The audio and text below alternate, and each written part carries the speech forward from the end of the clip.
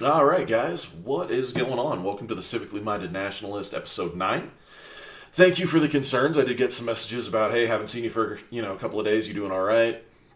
Yeah, I'm okay. Yeah, I haven't been discouraged or anything like that. Matter of fact, what I thought was going to be the most controversial video has actually ended up being one of the more popular ones. I don't know if it's gotten the most watch minutes, let's put it that way. My State of the Union rebuttal thing. So, I know that the vast majority of folks who watch this don't agree with me, but time will tell. We'll see who's got what and what's got who, and so on and so forth. Not discouraged, just had a lot going on, a lot of work to do, both with the metalwork and professionally in other aspects. So, yeah, it's been hopping. Thank you for the concern, though. I assure you I'm doing all right. Everything is okay. This week is going to be a single episode week. I'm not going to get a second episode out this week. I've got personal plans this weekend. Very excited for. So, let's kind of start moving into a few things. First and foremost, I know a lot of folks are wondering, did you go to the Trump rally? No, I did not. Yes, he was here. The size estimates you're seeing on social media are way, way, way, way, way, way, way off. I was watching a lot of folks that I know locally here live streaming from it, doing all kinds of stuff. I know the auditorium or the Coliseum, as they call it, that he had. I know how many it seats, all that kind of stuff. I know how big the standing crowd was, and all that. And I also saw on the news last night the shots. There were very, very few and very, very rapid shots of the Beto crowd. He's not Beto, he's Robert. The Robert crowd, and Burrito didn't garner anywhere near the numbers that they're talking. They're completely full of crap. But I mean, I got kids. I was home, taking care of the kids, taking care of the house, things of that nature. So I didn't get to go. Moving on to a few other cleaning up things here before we get anywhere.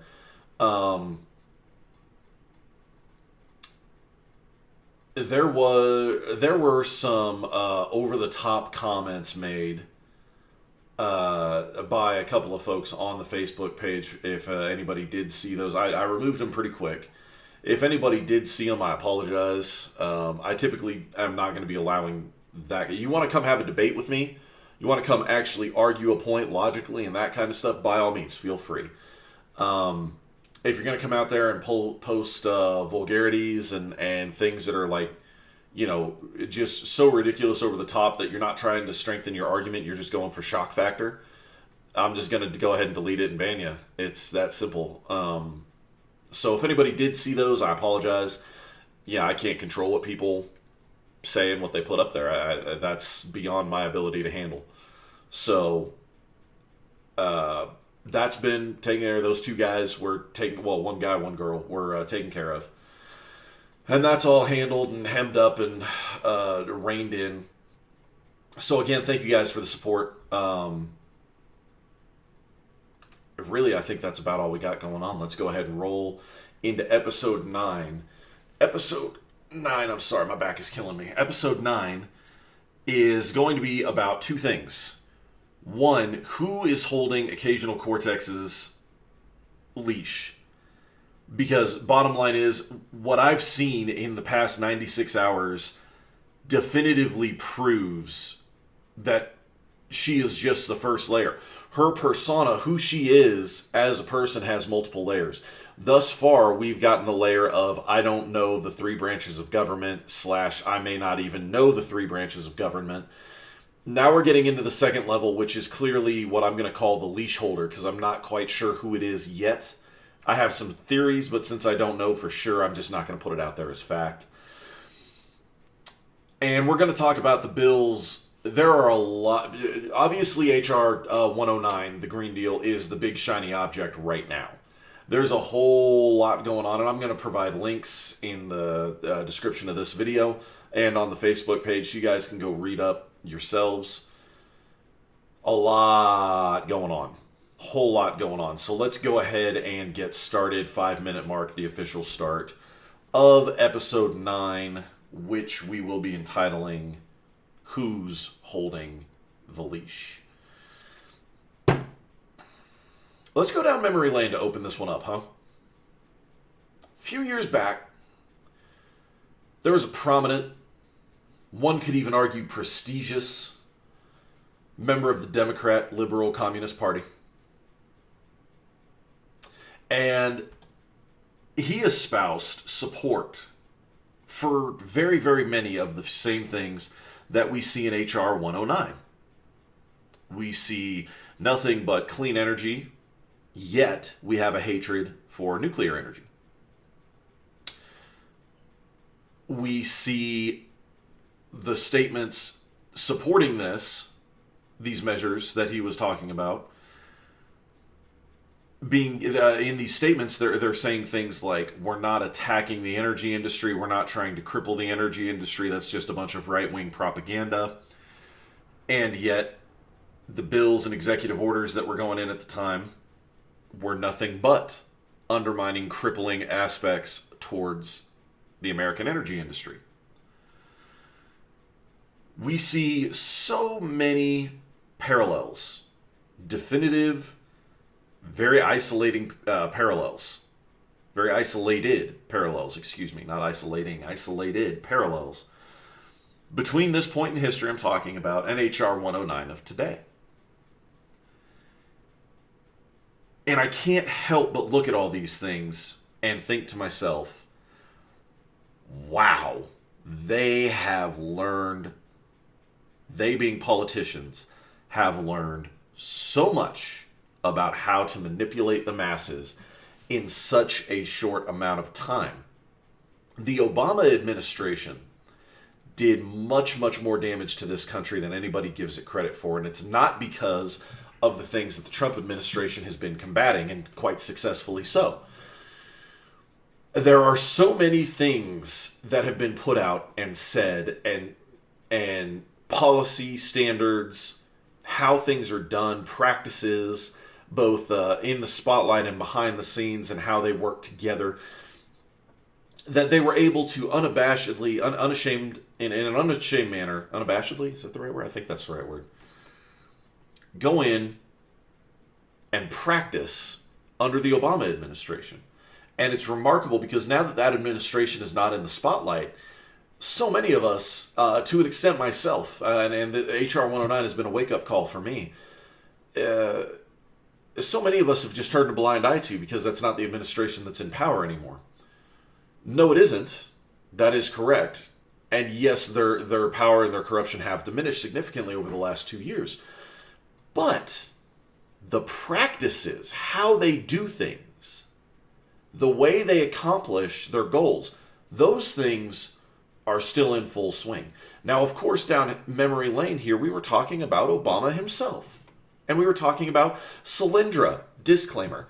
When I say Solyndra in this episode, I mean the conglomerate energy mockery that was the EPA and the clean energy bills and executive orders and all that kind of stuff that were passed under the Obama administration. I don't just mean Solyndra, the company, that one dealing. I mean everything that was encompassed in the policies that were most prominently displayed in Solyndra. That's what I'm talking about.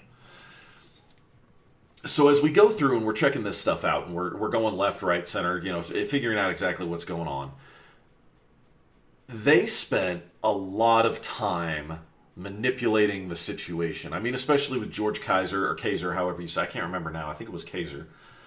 But I'm seeing enunciations that say Kaiser, so I'm not sure which way it is. For those who don't know, he was the guy who profited, who gained the most out of his financial backing of Solyndra due to the 530 million that was exploited from government funding before they finally had to file Chapter 11 bankruptcy. So all these things considered, all these things together,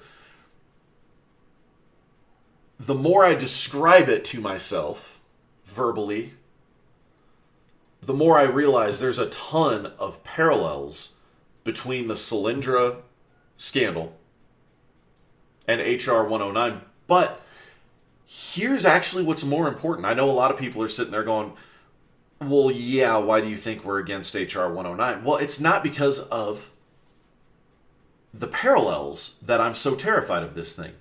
It's because of how much further this has gone and how dismissive we all are of it. Why?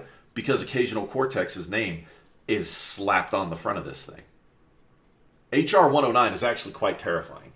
For those of you who have never read or I'll even study, you don't have to read the whole thing by any means, but I'll even throw out studied the Communist Manifesto. There are a lot of similarities, even almost direct quotes outside of translation factors, between the Communist Manifesto and H.R. 109. And I know you can sit there and you can find those in almost any Democrat bill that gets put out in front of us today, but the structure of it, I'm talking about if you take an outline of the Communist Manifesto and take an outline of H.R. 109 and then wrap that H.R. 109 outline in a environmental package rather than an entirety whole package deal like the Communist Manifesto, the similarities between those two outlines are terrifying. It is absolutely a watered-down, condensed version of the Communist Manifesto. I believe it so much that I'm going to post a link to H.R. 109 so that you guys can read the entirety of it yourselves. Not the synopsis, not listening to what Tucker said about it last night, not listening to what Rush has to say about it, because what they're doing is they're picking out the key points that validate the arguments they're trying to make. I'm not interested in doing that with this one. This is too big of an issue. What I'm trying to do with this one is put it out there for everybody to see that, yes, in its totality, in its entirety, this is a watered-down version of the Communist Manifesto. It's just wrapped in an environmental package. We're talking about income inequality in here. We're talking about restructuring an entire section of job market, well, not just one section, multiple section of free market jobs and absorbing them, assimilating them into the conglomerate government that we have right now, into the tyranny that we have right now. It's ridiculous. And it's blatant, and it's out there for everybody to see, but nobody's really picking up on it. It's absolutely terrifying. And again, I understand this goes back, paralleling Solyndra, Jack. All these things were the things that Obama was talking about, even signed executive orders about this kind of stuff. We know, yes, you do. But here's the deal. What I'm seeing in this crowd, and in myself included until the last 96 hours that we're going to get into, totally rabid, foaming at the mouth behavior, and properly so. If you want to talk about ever being righteously angry about a political situation, what was going on with Solyndra and everything else is that valid thing. Totally understand. You had every right to be angry, and we had every right to be up in arms about it and to call it out and try to bring attention to it and to do everything in our power to stop it. We did. And we did a pretty good job of it. Fast forward to today. We're laughing at her. Why the change? What's going on? Well, I'm going to tell you why the change. It's actually entirely intentional. And I fell for it hook, line, and sinker. I think a lot of us did. It'll depend on who's honest and who's not, but that's not really the point, end of the day.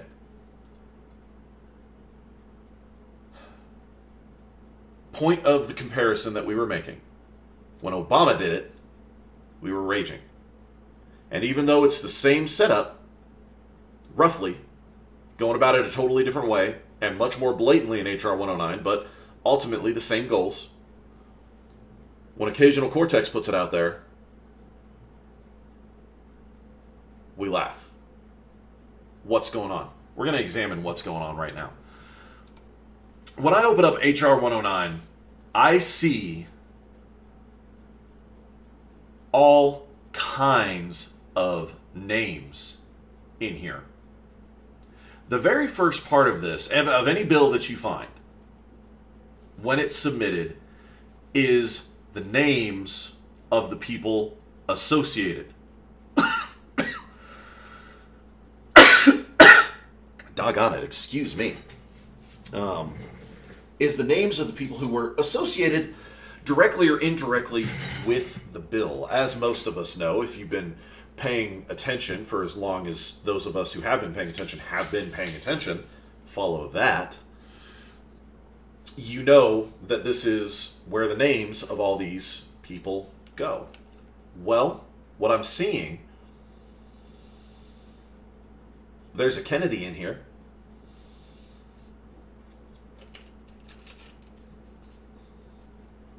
Engel's in here. Nadler's in here. Who else we got? New York Higgins is in here. I throw his name out because this is the type of stuff that he's delved in. Chu from California is no surprise there.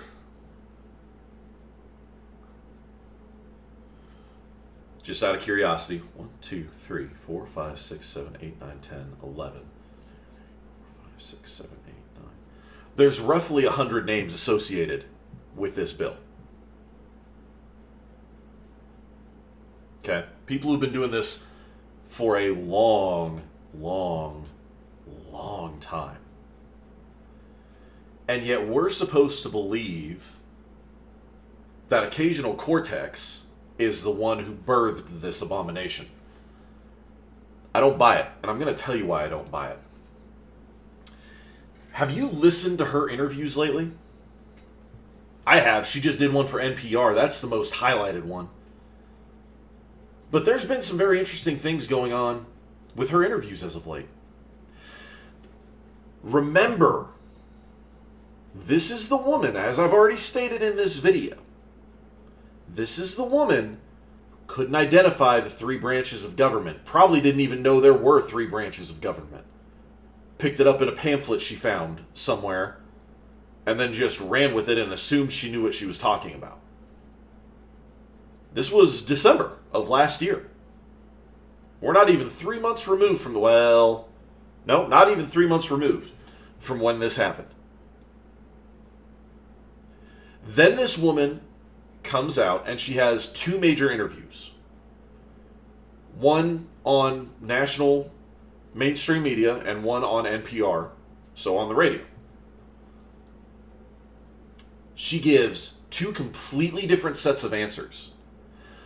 Out here, in front of everybody, where everybody can see her face, she wants you to believe that this is all right-wing propaganda, that this is all ridiculous. We're not talking about a government takeover of anything. We're talking about the government's already been spending this, or no, that was the NPR.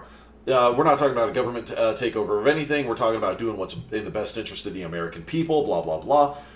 The frou-frou, fluffy nonsense that we've come to expect from her is what we get put out on public. The problem with that is not long before that, she recorded an interview with NPR. And you know what she said? In direct contrast to the question that was asked on mainstream media about, is this a government takeover of the energy sector and many other sectors? No, that's right-wing propaganda. Don't listen to that. That's not what's going on here. We're just talking about benefiting the American people. Then, actually, just before then, in the interview she recorded for NPR, they say, are you willing to admit that what you're talking about here is a massive government takeover of this sector of the American free market? Are you saying that you believe that drastic and immediate government intervention is required? She goes into a full spiel about, yes, absolutely, that's what I'm saying. There's no question about it. We've been doing this for 40 years their way. They haven't made the progress we want them to make in 40 years, which is total garbage, but that's not the point. Free market hasn't been doing it. We always hear the free market excuse, the market will balance it, they haven't been doing it. The problem is we, the American people, have been paying for it and we are not reaping any benefits of it. And so now the government's going to take the whole thing over. I don't need to explain to you how different those 2 sets of answers are. I don't need to explain to you how vastly disproportionate and out of whack the professionalism is in these answers. She goes out on TV and she's herself. She does an interview on NPR and it's like it's a totally different person. Now, I know some people are buying into this whole she's playing dumb. No, she's not.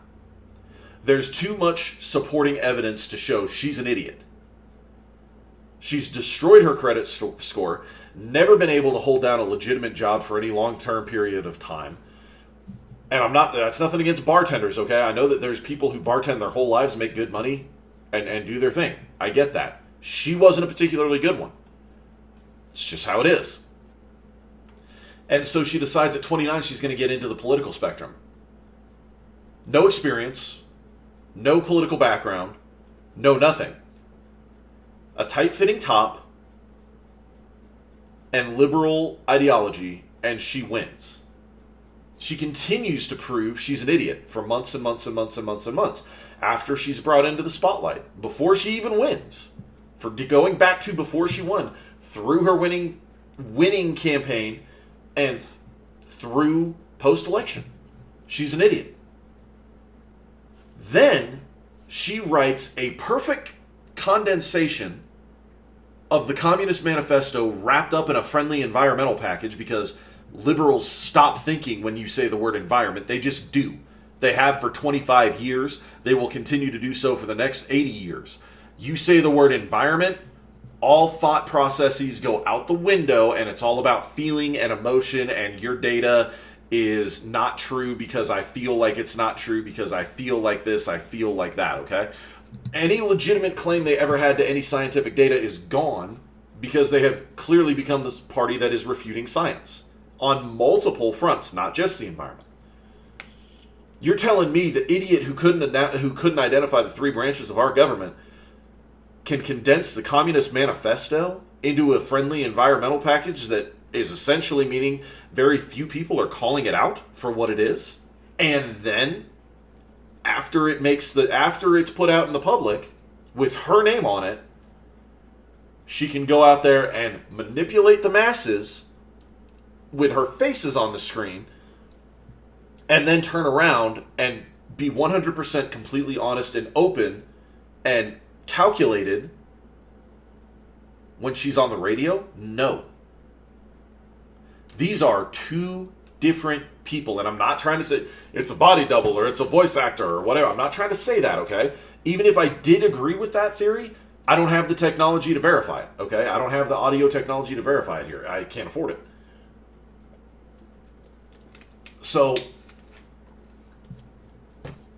what's going on?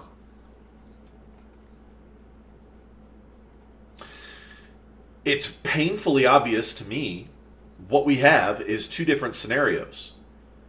The liberals let her loose when they want her to be perceived for exactly what she is, which is an idiot. And then when the liberals want to put a stamp on something and want to nail it and their agenda, they take her from being off script. They get a copy of the questions that are going to be asked in the interview, and they pre-script her answers. It's just that simple to me, folks. What does that mean? That means AOC, Occasional-Cortex, has been put in her position with the intent of capitalizing on her idiotic, you could even argue moronic, some people have put out there, bimbo intellect. They fully intended to put her in this position. This is why they've done what they've done. Think about it. Does it make any sense that this woman actually won the seat that she won? By the margins that they say she won with? No. Could she have won without manipulation? Sure, but they made sure, they were positive, they made it an absolute undeniable fact that she was going to win this election. I'm sorry. I know people, I spend way too much time with the folks who are at least one step up over my generation. I know y'all's viewpoints of my generation. they're pretty darn harsh, and honestly, in a lot of cases, that's not even harsh enough. My generation is going to be an abysmal failure as we start moving into this. Occasional-Cortex is the exact representation of what my generation is. And I know you can sit there and you can go, yeah, but look at this and look at that and look at that. I'm telling you, the good are vastly, vastly, vastly outweighed by the bad in my generation. It's just how it is. She's been manipulated into this situation, and that's anyways, the point I was making with that, back up real quick, was there's too many voters with that mindset of my generation. They may well, old liberals sitting down, drinking their, I don't know, vegan, non-plant coffee, dirt water, I don't know what it is they drink in the mornings, read everything that she was about. Those people read everything that AOC was about. Okay? And liked it. And they saw 29 years old and went, not voting for her. That's simple. I know that for a fact. They could have just seen her age and been like, oh, one of these. Done. Not even going to try. And you're telling me she won by the margin she won by? Come on. There's no way. There is absolutely no way. So why manipulate it? Why make it, she's got like an 80% chance to win this anyways. We don't really need to. Now we're going to dominate this election. Why? Well, because they needed the bimbo. They needed the idiot that she is. Because they knew if we put her in this position, she's going to be discredited and mocked and laughed all the way through. Okay, but why would you do that, Jack? That doesn't make sense. Why would you set her up to be a mockery and be a laughing stock and then hinge your genuine communist manifesto on her? Very simple. We're going to discredit it. Why? Because cast your mind back again to Obama. What happened when the prominent, prestigious, well-spoken guy comes out the top of the food chain politically and says, this is what we're going to do? Everyone listens and watches. Everyone starts digging in. Why is he doing this? Let me research why he's doing this. Oh, this is totally shady. There's nothing legitimate about what he's promising to do here. As a matter of fact, this looks like a payoff kickback. Oh, look at that. George Kaiser. Oh. And we piece everything together, and it implodes. The government sweeps the scandal under the rug because nobody really burned for Solyndra, not anywhere near as high up the food chain as they should have. But the company goes bankrupt. Everybody disappears. People get slapped on the wrist, and we move on. That didn't work, but it was a heck of a dry run, was it not? We're just gonna finger tight fit this whole framework, this whole structure together, and so if they tear it down, it's no big deal. You know, we've not bolted everything down, we've not permanently assembled, we've not welded everything together for this framework. We're not losing anything by doing this, but let's test the waters. Take that mindset and apply it to this. You have someone who conservatives are going to see the name and just start laughing immediately. You have a complete and total reversal of professionalism and intellect displayed over the course of a couple of different videos. You have all these different things happen at different times in different places, and they all line up around HR 109, which is way above her ability to write and manipulate. Way above. And we're ignoring it because we're too busy laughing at her. Here's the thing.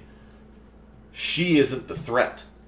It's the people around her that are the threat. Okay? That's the point that we need to be looking at now. Who is her leash holder? Who is it? I don't think it's Hillary. I think if it was Hillary, we would have found more direct links between them by now. But there's no possible way that the 100 names on this list did not have infinitely more to do with this bill than she did. There's no possible way, I'm telling you. This woman can barely put together a coherent sentence. Okay? I've watched her flub lines and go through. I mean, it's worse than me. And I'm just sitting here on a little podcast. I'm nobody. But I can put together a much more coherent sentence and a better flowing argument than she could ever dream to. And yet, what I have here is, a 15-minute read, at most, condensation of the Communist Manifesto.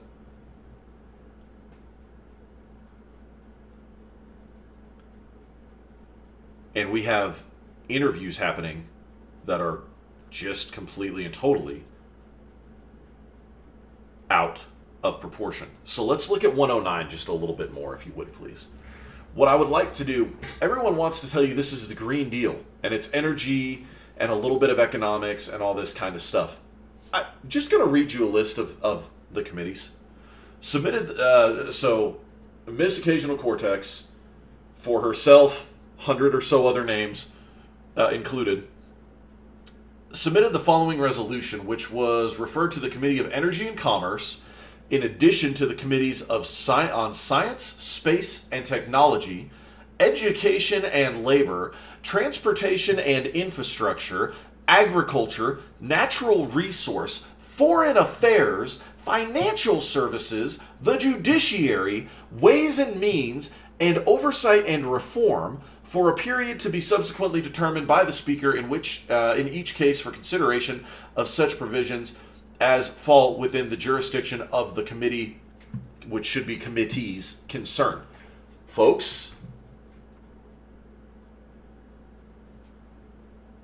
if you needed a bigger red flag about how serious this is, I don't know what to give you. I don't know what to tell you more so than this. I guarantee you less than 10% of the people watching this had any idea that there were things that have to be reviewed by so many committees in this bill. That should immediately bother you. Transportation and infrastructure? Are you kidding? What could that possibly have to do with an energy bill? What you claim is an energy bill. Education and labor. How? How could that have anything to do with this?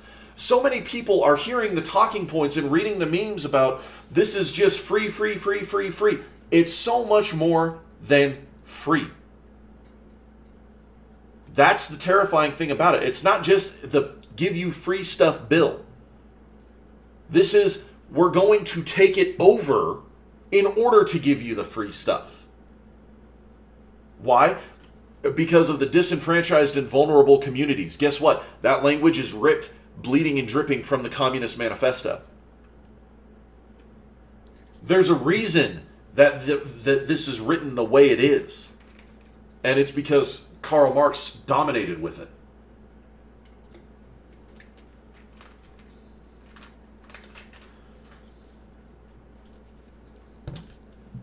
Moving forward in H.R. 109, she cites her data from whereas the October 2018 report entitled Special Report on Global Warming of 1.5 C by the Government Panel on Climate Change and the November 2018 Fourth National Climate Assessment Report found that. And then she goes through and lists all this stuff. All this quote-unquote scientific data. It's 20. It's roughly 80 lines of data from these scientific studies. And the very first one, human activity is the dominant cause of observed climate change over the past century. If you've ever followed me, you know that I have already disproved this, even just on my basic premise scientific ability, okay? If you do the math on how much of these supposed greenhouse gases are released strictly due to geothermic activity, and how much of these same gases are released strictly due to human observable human activity on the planet, we account for less than 2% yearly on average. Less than 2% yearly. There is no possible way the amount of these gases that we release could possibly be having an impact. Furthermore, they relegate everything to the phrase carbon. Are you talking carbon dioxide or carbon monoxide? There's actually a really big difference when you're talking about the environmental impact. Huge. They don't associate. They just say carbon. If we're going out there and putting out plant oxygen, if you will, because technically one of those two gases is what they breathe. That's how they create oxygen. And we've had study after study after study done of if you pump that gas into a forest through pipeline ventilation, the trees grow stronger, they grow taller, and they produce more oxygen.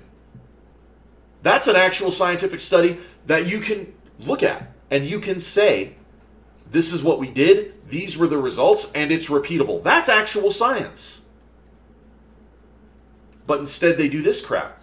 So immediately, this is all based on propaganda. Everything that follows is subsequent that point. If the primary point has been proven to be false, which mathematically and scientifically it has been time and time again, then everything that you build off that primary point, off that foundation, is not usable. It's skewed. It's propaganda. It's just that simple. So as we go through and we do these things and we rifle through everything that we have to find, start to finish, top to bottom, what we end up with is a whole lot of fear-mongering and a whole lot of relevant information. Then we go into, and this is where it gets interesting. If you read this, there's a soft line across the screen, across the bill. This is what they want to do. Net zero greenhouse gas emissions through fair and just transition for all communities and workers. All. They want to take over how our communities operate and where we work and how we earn our money across the board. That's what they want to do. It's that simple. That in and out of itself should be enough to terrify anybody who's paying attention. The rest of this, I'm going to leave for you guys to read.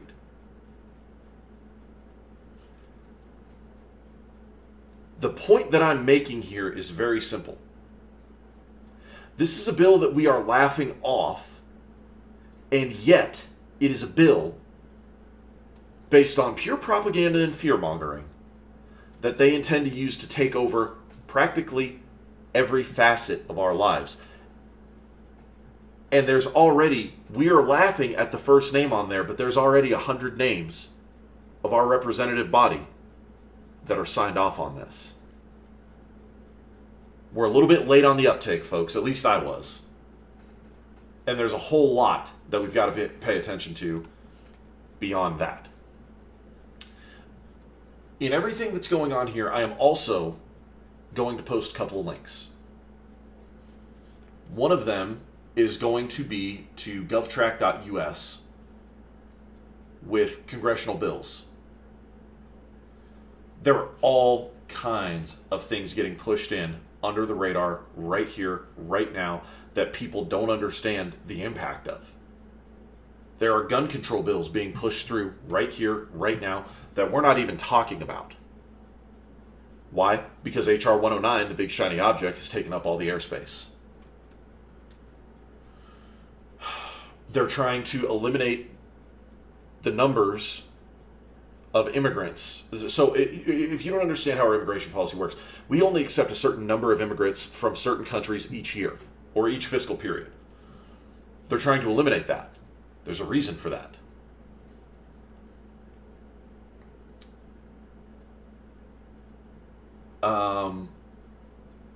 Federal Civilian Workforce Pay Raise Fairness Act of 2019.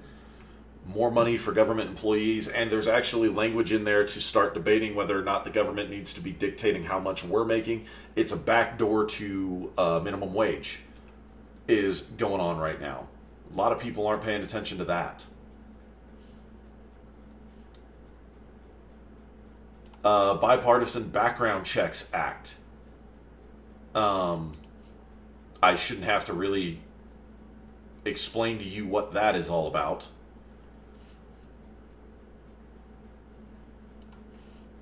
That's obviously one of the gun control bills that I've been talking about. Come on, back up. There it goes. There's the Raise the Age Act.